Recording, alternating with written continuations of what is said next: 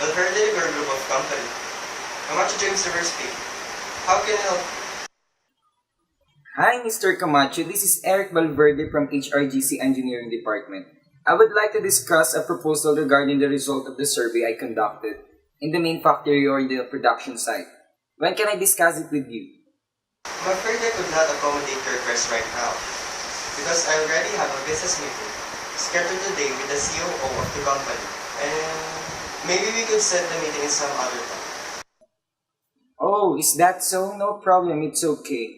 Actually, the result of the survey is not that bad. It doesn't need urgent action for now, but we still need to be to talk about it for it to be aware of the possible problems in the future. And also, I would like to discuss with you my ideas on how to resolve this problem. I'm glad to hear that.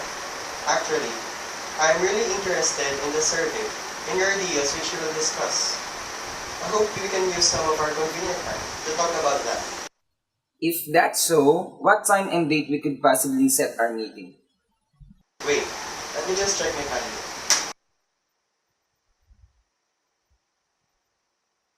Okay, maybe we can set our meeting on this coming Monday, before lunch, 11 a.m. in the morning. Yes. And then after that, maybe you can join me in my lunch.